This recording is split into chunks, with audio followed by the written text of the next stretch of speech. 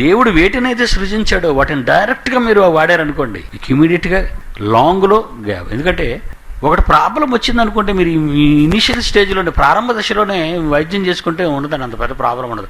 మనం బతికించేస్తాం. అప్పుడు motor cycle నడిపే వాళ్ళకి కిచ్ కిచ్ కిచ్ శబ్దం వచ్చింది అనుకోండి, ఏదో అరుసుకోవడం లేదా ఆరని కొట్టడం అవసరం లేదు అనుకున్నాం అనుకో, బండిలో ఏ శబ్దం అయినా వచ్చిందంటే మీరు వెంటనే ఆపేసి చెక్ చేయాలి, ఎక్కడో ప్రాబ్లం స్టార్ట్ అయింది. అలాగే మీ శరీరంలో ఎక్కడో ఏదైనా ప్రాబ్లం స్టార్ట్ అయింది అనుకోండి, అది వెంటనే మీరు దాని గురించి ఆలోచించాలి.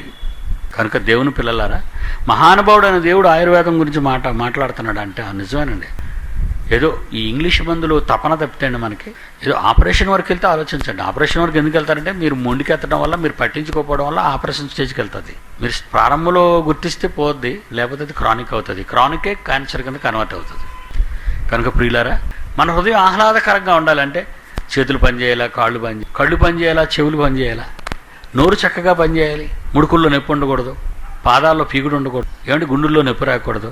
అప్పుడే కదా నువ్వు ఆహ్లాదకరంగా ఉంటుంది. మరి గుండెల్లో నొప్పి రాకుండా ఉండాలంటే ఆకుకూరలు బాగా తిను. మరి మాంసం గొప్పగా తినైతే కొవ్వు బాగుంటే బాగా గుండెలో నొప్పి వచ్చేద్దాం. కనుక నిజంగా ఆరోగ్యం కోసం ఆయన ఎంత మంచి మాట చెప్పాడంటే 104 కీర్తన 14, పశువులకు గడ్డిని, నరుల ఉపయోగమునకు కూర మొక్కలు ఆయన మొలిపించుచున్నాడు. ఆయన భూమి మీద మొలిపించాడు.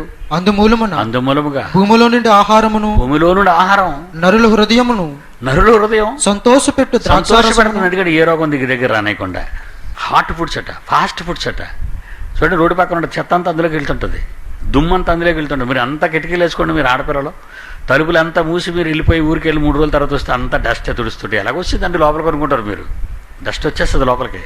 అలాంటిది రోడ్డు పక్కన హోటళ్ళు కానీ, రోడ్ల పక్కన ఫాస్ట్ ఫుడ్స్ కానీ ఎలా ఉంటాయి? ఇది ఆ క్షణం టేస్ట్ చూస్తున్నా కానీ నీ బతుకంతా బదాలైపోద్దని ఆలోచించు. దిక్కుమాల తిండి తినేసి, చెత్తాలు తినేసి 100 క్వింటాల బ్యాగులా తయారైపోయి, ఎక్కడ నడువు ఉందో తెలియదు, ఎక్కడ చేతులు ఉన్నాయో తెలియదు, ఎక్కడ కాళ్ళు ఉన్నాయో తెలియదు. తొంగకు గుడ్డ చుట్టేసినట్టు, దుప్పడ చుట్టేసినట్టు, పెద్ద బొంతకి గుడ్డ చుట్టేసినట్టు ఉంటారు కొంతమంది ఆడవాళ్ళు మగవాళ్ళు. అవునా? ఎందుకు? ఆ దిక్కుమాల తిండి విషాహారం తింటున్నావు. నీ హృదయానికి ఆనందం ఎక్కడ ఉంటుంది? నీ హృదయానికి చూడండి, ఆకుకూరలు తిన్నామంటే చూడండి స్మార్ట్గా ఉంటారండి. తినడారా మీరు? ఆకుకూరలు తినండి, కూరగాయలు తినండి, చాలా స్మార్ట్గా ఉంటారు మీరు. భాష బాగుంటుంది, గ్లామర్ ఉంటుంది, మీ ఫేస్లో గ్లామర్ కూడా ఉంటుంది. ఎక్కువ నాన్ వెజ్ అనుకుంటారు మీరు. ఏదైనా నాన్ వెజ్కి దూరంగా ఉండండి. చేపలు మీ ఇష్టం, ఫ్రై చేసుకోకండి, అది పులుసు పెట్టుకుందనండి. కాల్చుకుంటావా? ఇంకా మంచిది, ఆయిల్ కంటెంట్స్ ఉండవు అందులో. కాల్చిన చేప మొక్క ఉంటే ఇచ్చారట యేసుప్రభుకి. కనుక నాయన నిజంగా హృదయానికి ఆనందకరంగా, ఆహ్లాదకరంగా ఉండాలి. నీ ఆరోగ్యం బాగుండాలి, అదే దాని అర్థం. నీ ఆరోగ్యం బాగలేకపోతే ఏం తింటావాలండి, ఏం తినగలవాలండి? టైం అయిపోయింది. తినాలని ఆశ ఉన్నా నాలాంటి వాడు తినలేని పరిస్థితి. నాకు 64 ఏళ్ళకి తినలేని పరిస్థితి వచ్చిందంటే పర్వాలేదండి, మీకు 30 ఏళ్ళకే తినలేని పరిస్థితి వస్తే ఎలాగా?